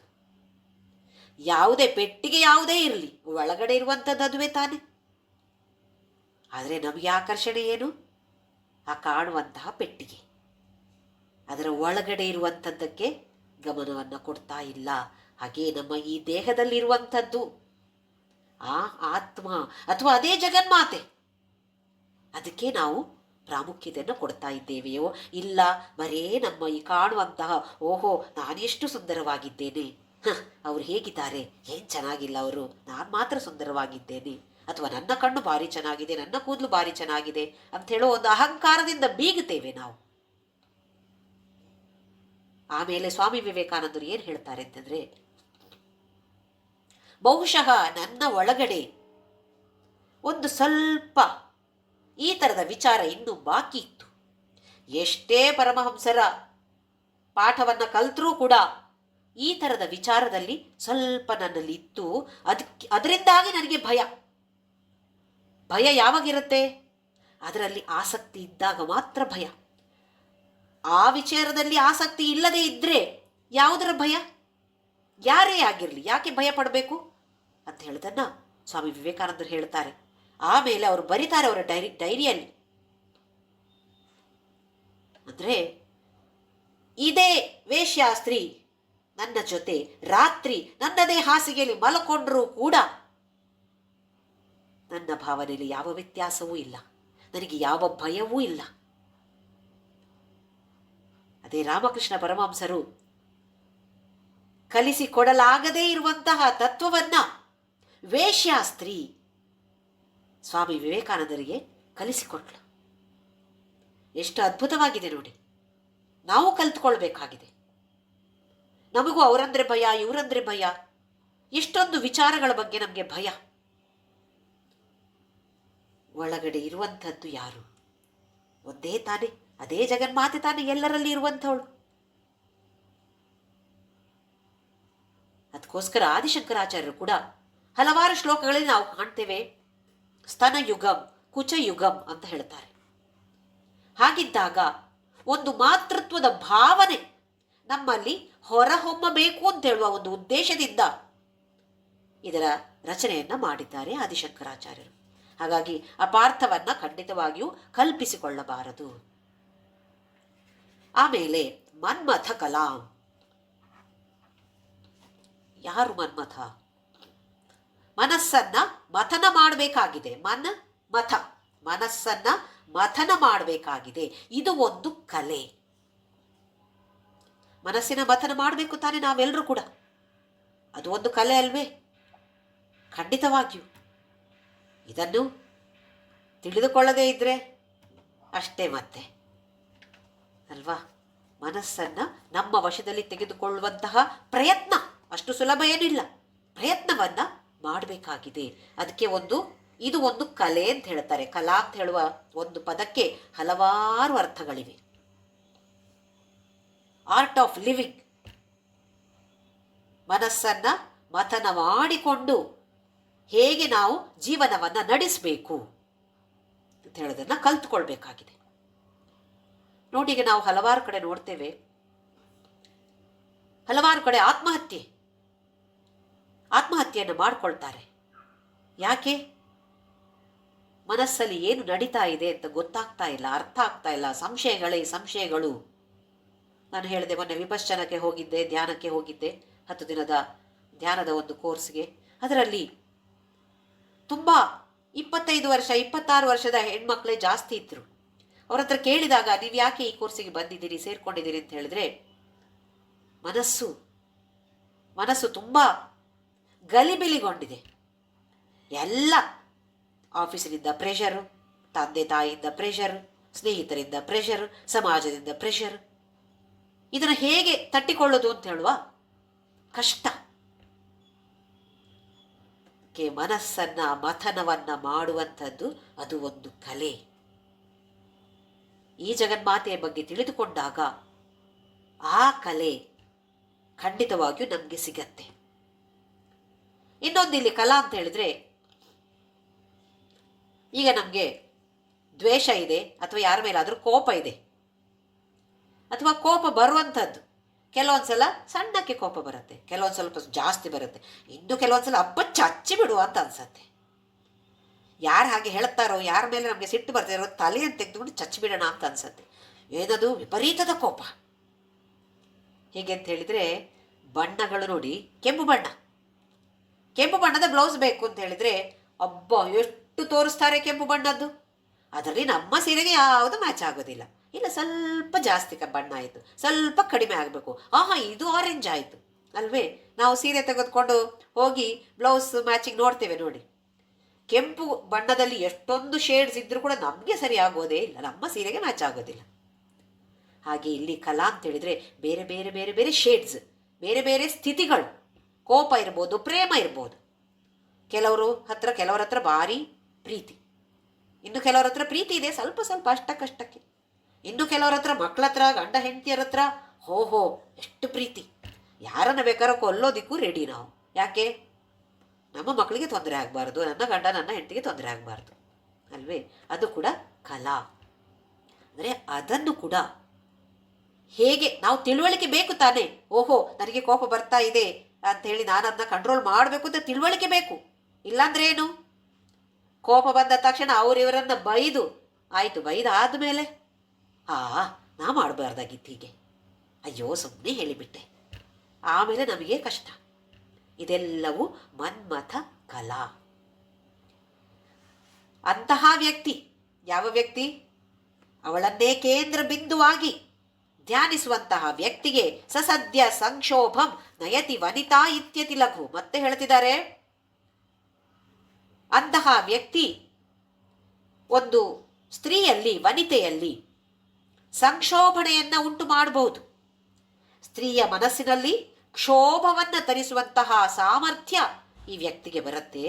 ಆದರೆ ಅದು ಬಹಳ ತುಚ್ಛವಾದದ್ದು, ಲಘು, ಅಲ್ಪವಾದದ್ದು. ಇದು ಬಹಳ ತುಚ್ಛವಾದದ್ದು. ಯಾಕೆ ಅಂತ ಹೇಳಿದ್ರೆ, ಅಂತಹ ವ್ಯಕ್ತಿ ತ್ರಿಲೋಕೀಮಪಿ ಆಶು ಅಂತ ಹೇಳಿದ್ರೆ ತಕ್ಷಣ 3 ಲೋಕಗಳಲ್ಲಿ ಸಂಚಾರ ಮಾಡುವಂಥವನಾಗ್ತಾನೆ. 3 ಲೋಕಗಳು ಅಂತ ಹೇಳಿದ್ರೆ 3 ಸ್ಥಿತಿಗಳು, ಅವಸ್ಥೆಗಳು: ಜಾಗ್ರತ್, ಸ್ವಪ್ನ, ಸುಷುಪ್ತಿ. ಎಚ್ಚರ ಇರುವಂಥದ್ದು, ಸ್ವಪ್ನಾವಸ್ಥೆಯಲ್ಲಿ ಸ್ವಪ್ನವನ್ನು ಕಂಡುಕೊಂಡಿರುವಂತಹ ನಿದ್ದೆ, ಇನ್ನೊಂದು ಗಾಢವಾದ ನಿದ್ದೆ. ಇದು ಎಲ್ಲದರಲ್ಲಿಯೂ ಸಂಚಾರ ಮಾಡಿ ಅದನ್ನು ಮೀರಿ 4ನೆಯ ಸ್ಥಿತಿ ತುರಿಯಾ ಸ್ಥಿತಿ. ಆ ಸ್ಥಿತಿಯನ್ನು ಸೇರುವಂಥವನು. ಹಾಗಿದ್ದಾಗ ಈ ಯಾವುದೋ ಒಂದು ಸ್ತ್ರೀಯ ಮನಸ್ಸಿನ ಕ್ಷೋಭ ತುಚ್ಛವೇ ಅಲ್ವೇ? ಎಷ್ಟು ಅಲ್ಪವಾದದ್ದದು. ತ್ರಿಲೋಕೀಮಪ್ಯಾಶು ಭ್ರಮಯತಿ ರವೀಂದು ಸ್ತನಯುಗಾಂ. ಮತ್ತೆ ಸ್ತನಯುಗಾಂ, 2 ಸ್ತನಗಳು, ಒಂದು ಸೂರ್ಯ, ಇನ್ನೊಂದು ಚಂದ್ರ. ಅಂದರೆ ಈ ವಿಶ್ವರೂಪ, ವಿರಾಟ್ ರೂಪವನ್ನು ಆದಿಶಂಕರಾಚಾರ್ಯರು ನಮಗೆ ತೋರಿಸ್ತಾ ಇದ್ದಾರೆ. ಈ ಒಂದು ವಿಶ್ವಶಕ್ತಿಗಳೆಲ್ಲವೂ ಆ ಜಗನ್ಮಾತೆಯಲ್ಲಿಯೇ ಅಡಗಿಕೊಂಡಿದೆ ಅಂತ ಹೇಳುವ ಭಾವನೆ. ಹಾಗೆಯೇ ಮನ್ಮಥ ಕಲಾ ಅಂತ ಹೇಳಿದ್ದಕ್ಕೆ ಇಚ್ಛಾಶಕ್ತಿ. ನಮ್ಗೆಲ್ರಿಗೂ ಇಚ್ಛಾಶಕ್ತಿ ಇದೆ. ಈ ಇಚ್ಛಾಶಕ್ತಿಯನ್ನ ಸರಿಯಾದ ದಾರಿಯಲ್ಲಿ ತೆಗೆದುಕೊಂಡು ಹೋಗಬೇಕಾಗಿದೆ. ಇಲ್ಲ ಅಂತ ಹೇಳಿದ್ರೆ ಪತನ ಅಂತೂ ಗ್ಯಾರಂಟಿ. ಅದನ್ನೊಂದು ಸರಿಯಾದ ಚಾನೆಲ್ ತೋರಿಸ್ಬೇಕಾಗಿದೆ. ಈಗ ಮಕ್ಕಳಿಗಾದ್ರೂ ನೋಡಿ, ಆ ಟೀನೇಜ್ಗೆ ಬಂದಾಗ ಹದಿಹರೆಯದಲ್ಲಿ ಸ್ವಲ್ಪ ನಾವು ತಂದೆ ತಾಯಿಯರು, ಹೆತ್ತವರು ಕಂಟ್ರೋಲಲ್ಲಿ ಇಟ್ಕೊಂಡಿಲ್ಲ ಅಂತಾದರೆ ಮತ್ತೆ ಬೇಕಾಬಿಟ್ಟಿ ತಿರುಗಿ ಜೀವನವನ್ನು ಹಾಳು ಮಾಡಿಕೊಳ್ಳುವ ಸಂಭವಗಳಿವೆ. ಅದಕ್ಕೋಸ್ಕರ ಇಚ್ಛಾಶಕ್ತಿ, ಆಮೇಲೆ ಮನಸ್ಸಿನಲ್ಲಿ ಬರುವಂತಹ ಒಂದು ಕಾಮನೆಗಳು, ಹೇಗೆ ಕುಕ್ಕರ್ ಬರ್ಸ್ಟ್ ಆಗತ್ತೋ ಹಾಗೆ ಒಳಗಡೆ ಇಟ್ಕೊಂಡ್ರೆ ಒಂದು ದಿನ ಢಮಾರ್ ಅಂತ ಆಗ್ಬೋದು. ಅದೇ ಆತ್ಮಹತ್ಯೆ ಎಲ್ಲ ಮಾಡಿಕೊಳ್ಳುವಂಥದ್ದು. ಹಾಗಾಗದೇ ಇರಬೇಕು ಅಂತಾದರೆ ಜಗನ್ಮಾತೆಯನ್ನು, ಅವಳ ಮುಖವನ್ನು ಕೇಂದ್ರ ಬಿಂದುವಾಗಿ ಇಟ್ಟುಕೊಂಡು ಧ್ಯಾನವನ್ನು ಮಾಡುವಂಥದ್ದು. ಇದನ್ನು ಆದಿಶಂಕರಾಚಾರ್ಯರು ನಮಗೆ ಇಲ್ಲಿ ತಿಳಿಸಿಕೊಡ್ತಾ ಇದ್ದಾರೆ. ಮುಂದಿನ ಶ್ಲೋಕ: ಕಿರಂತಿ ಮಂಗೇಭ್ಯಃ ಕಿರಣನಿ ಕುರುಂಬಾಮೃತರಸಂ ಹೃದಿ ತ್ವಾಮಾಧತ್ತೆ ಹಿಮಕರಶಿಲಾ ಮೂರ್ತಿಮಿವಯಃ ಸಸರ್ಪಾಣಾಂ ದರ್ಪಂ ಶಮಯತಿ ಶಕುಂತಾಧಿಪ ಇವ ಜ್ವರಪ್ಲುಷ್ಟಾಂ ದೃಷ್ಟ್ಯಾ ಸುಖಯತಿ ಸುಧಾಧಾರಸಿರಯ. ಇಲ್ಲಿ ಒಂದು ರೂಪವನ್ನು ಮತ್ತೆ ತೋರಿಸಿಕೊಡ್ತಾ ಇದ್ದಾರೆ. ಹೇಗೆ ಅಂತ ಹೇಳಿದರೆ, ಕಿರಂತೀಂ ಅಂಗೇಭ್ಯ ಕಿರಣ ನಿಕುರುಂಬ ಅಮೃತರಸ. ಹೇಗಿದೆ ಅವಳ ದೇಹ ಅಂತ ಹೇಳಿದರೆ, ಪ್ರತಿಯೊಂದು ಅಂಗದಿಂದ ಕಿರಣಗಳು ಹೊರಹೊಮ್ಮುತ್ತಾ ಇದೆ. ಹೇಗೆ? ಅಮೃತ ರಸ. ನಿಕುರುಂಬ ಅಂತ ಹೇಳಿದರೆ ಪ್ರವಹಿಸ್ತಾ ಇದೆ. ಅಮೃತ ರಸ ಪ್ರವಹಿಸ್ತಾ ಇದೆ. ಅವಳ ದೇಹದಿಂದ ಅಮೃತ ರಸ ಪ್ರವಹಿಸ್ತಾ ಇದೆ. ಎಲ್ಲಿದೆ ಅವಳ ದೇಹ? ನಮ್ಮ ಸಹಸ್ರಾರ ಚಕ್ರದಲ್ಲಿ. ಇದು ನಾವು ನೋಡಿದ್ದೇವೆ. ಹಾಗಾದರೆ ಅದೇ ಅಮೃತ ರಸ ನಮ್ಮ ದೇಹದಲ್ಲಿಯೂ ಪ್ರವಹಿಸ್ತದೆ ತಾನೆ. ಹೃದಿತ್ವ ಮಾಧತ್ತೆ. ಹೀಗೆ ಅಮೃತ ರಸ ಅವಳಿಂದ ಪ್ರವಹಿಸ್ತಾ ಇದೆ ಅಂತ ಹೇಳಿ ಯಾರು ಧ್ಯಾನ ಮಾಡ್ತಾರೋ, ಅವಳ ರೂಪವನ್ನು ಹೃದಯದಲ್ಲಿ ಇಟ್ಟುಕೊಂಡು ಯಾರು ಧ್ಯಾನವನ್ನು ತ್ವಾಂ ಆಧತ್ತೆ ಅಂತ ಹೇಳಿದರೆ ಧ್ಯಾನವನ್ನು ಯಾರು ಮಾಡ್ತಾರೋ, ಹಿಮಕರ ಶಿಲಾ ಮೂರ್ತಿ ವಿವಯಃ. ಹೇಗಿದೆ ಅವಳ ದೇಹ? ಈಗ ನಾವು ನೋಡಿದಾಗೆ ಚಂದ್ರಕಾಂತ ಶಿಲೆಯ ಅಂದರೆ ತುಂಬ ಬಿಳಿ, ಪರಿಶುದ್ಧವಾಗಿರುವಂತಹ ದೇಹ. ಯಾರು ಹೀಗೆ ಧ್ಯಾನ ಮಾಡ್ತಾರೋ ಏನಾಗತ್ತೆ ಅವರಿಗೆ? ಸಸರ್ಪಾಣಾಂ ದರ್ಪಂ ಶಮಯತಿ ಶಕುಂತಾಧಿಪ ಇವ. ಶಕುಂತ ಅಂತ ಹೇಳಿದ್ರೆ ಪಕ್ಷಿ, ಶಕುಂತಲಾ ಪಕ್ಷಿ. ಶಕುಂತಾಧಿಪ ಅಂತ ಹೇಳಿದ್ರೆ ಪಕ್ಷಿಗಳ ರಾಜ ಗರುಡ. ನಮಗೆ ಗೊತ್ತಿದೆ, ಗರುಡ ಅಂತ ಹೇಳಿದ್ರೆ ಎಲ್ಲ ಹಾವುಗಳಿಗೆ ಭಯ. ಹಾವುಗಳ ವಿಷವನ್ನ ಹೇಗೆ ಗರುಡ ಅಡಗಿಸ್ತಾನೋ ಹಾಗೆಯೇ ಜ್ವರಪ್ಲುಷ್ಟಾನ್ ದೃಷ್ಟ್ಯ ಸುಖಯತಿ ಸುಧಾಧಾರ ಸಿರಯ. ಈ ತಪಸ್ಸು ಮಾಡ್ತಾ ಮಾಡ್ತಾ, ಸಾಧನೆಯನ್ನು ಮಾಡ್ತಾ ಒಂದು ಉದ್ವೇಗ ಬಂದುಬಿಡತ್ತೆ. ಹಲವಾರು ಸಾಧಕರಲ್ಲಿ ಒಂದು ಉದ್ವೇಗ ನಾವು ನೋಡ್ತೇವೆ, ಭಾವಾವೇಶ ಅಂತ ಹೇಳ್ತೀವಿ. ಏನು ಮಾಡ್ತಾ ಇದ್ದೇವೆ ಅಂತ ಅವರಿಗೆ ಗೊತ್ತಾಗಲ್ಲ. ಆ ಥರದ್ದು ಅದು ಒಂದೊಂದು ವ್ಯಕ್ತಿಗೆ ಒಂದೊಂದು ಥರದಲ್ಲಿರ್ಬೋದು. ರಮಣ ಮಹರ್ಷಿಗೆ ತನ್ನ ದೇಹ ಸತ್ತು ಹೋಯಿತು, ಅಲ್ಲಿ ಮಲ್ಕೊಂಡ್ಬಿಟ್ರು. ಸತ್ತು ಹೋದ್ದು ಯಾವುದು ಅಂತ ಹೇಳುವ ವಿಚಾರ ಬಂತಲ್ಲಿ. ಒಬ್ಬೊಬ್ಬರಿಗೆ ಒಂದೊಂದು ಥರ ಇರ್ಬೋದು. ಕೆಲವರಿಗೆ ವಿಪರೀತವಾದ ಜ್ವರ, ಕೆಲವರಿಗೆ ವಿಪರೀತವಾದ ತಲೆನೋವು. ಇದೆಲ್ಲ ಆ ಸ್ಥಿತಿಗೆ ಬಂದ ಹಾಗೆ ಬರುವಂಥದ್ದು. ಇದೇನು ದೊಡ್ಡ ರೋಗಗಳಲ್ಲ, ತನ್ನಿಂದ ತಾನಾಗಿಯೇ ಕಡಿಮೆ ಆಗುವಂಥದ್ದು. ಹೇಗೆ ಜಗನ್ಮಾತೆ ಅನುಗ್ರಹ, ಗರುಡ ಈ ಹಾವಿನ ಸರ್ಪದ ವಿಷವನ್ನು ಹೇಗೆ ದೂರ ಮಾಡುತ್ತೋ ಹಾಗೆಯೇ ಈ ಜಗನ್ಮಾತೆ ಅನುಗ್ರಹದಿಂದ ಜ್ವರ ಅಥವಾ ಯಾವುದೇ ಥರದ ಉದ್ವೇಗಗಳಿರಲಿ ಎಲ್ಲವೂ ಕೂಡ ಸುಖಯತಿ ಸುಧಾಧಾರ ಸಿರೆ ಎಲ್ಲವೂ ಕಡಿಮೆ ಆಗಿ ಪ್ರತಿಯೊಂದು ನರ ನಾಡಿಗಳಲ್ಲಿಯೂ ಸುಧಾಧಾರ ಅಮೃತದ ಧಾರೆ ಪ್ರವಹಿಸ್ತಾ ಇರುವಂತಹ ಒಂದು ಅನುಭವವನ್ನು ಶಂಕರಾಚಾರ್ಯರು ಅನುಭವಿಸಿದರು. ಒಂದು ಕಥೆ ಹೇಳ್ತೀನಿ, ಯಾಜ್ಞವಲ್ಕ್ಯನ ಕಥೆ. ಯಜ್ಞವಲ್ಕ ಅಂತ ಹೇಳುವ ಮಹಾ ಋಷಿಗೆ ಯಾಜ್ಞವಲ್ಕ್ಯ ಅಂತ ಹೇಳುವ ಮಗ ಹುಟ್ಟಿದ. ಯಜ್ಞವಲ್ಕರು ಸ್ವಲ್ಪ ಕರ್ಮದ ಬಗ್ಗೆ, ಕರ್ಮಕ್ಕೆ ಜಾಸ್ತಿ ಪ್ರಾಮುಖ್ಯತೆಯನ್ನು ಕೊಟ್ಟಂಥವರು.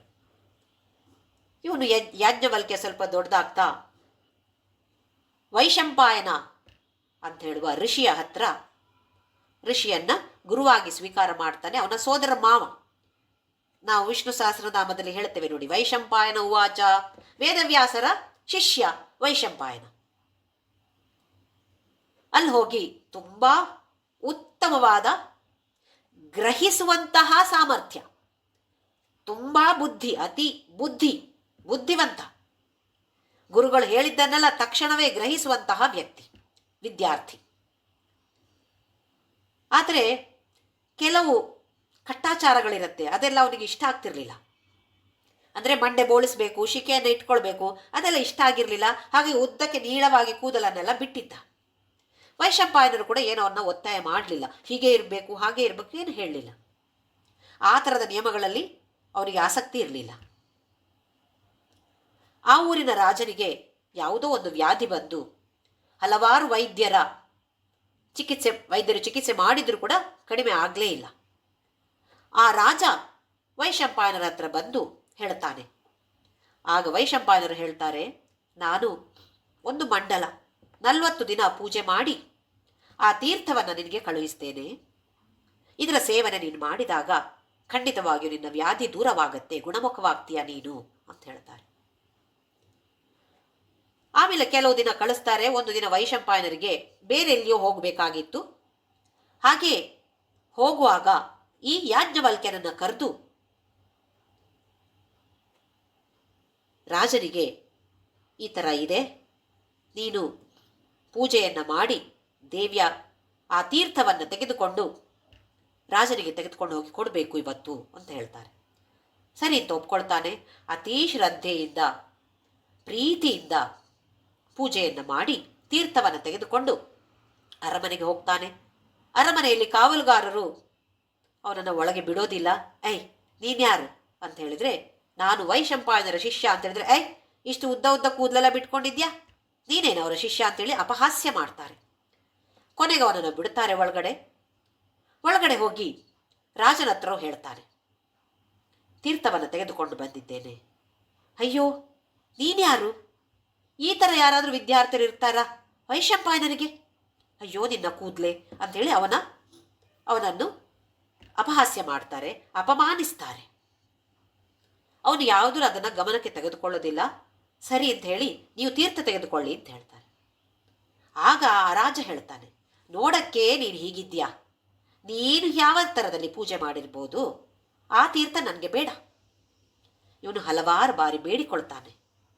ಇಲ್ಲ, ನಾನು ಅತಿ ಪ್ರೇಮದಿಂದ ಶ್ರದ್ಧೆಯಿಂದ ವಿಶ್ವಾಸದಿಂದ ಪೂಜೆಯನ್ನು ಮಾಡಿ ತೀರ್ಥವನ್ನು ನನ್ನ ಗುರು ಹೇಳಿದ್ದಕ್ಕೆ ತಗೊಂಡು ಬಂದಿದ್ದೇನೆ, ದಯವಿಟ್ಟು ಸ್ವೀಕಾರ ಮಾಡಿ ಅಂತ ಹೇಳ್ತಾನೆ.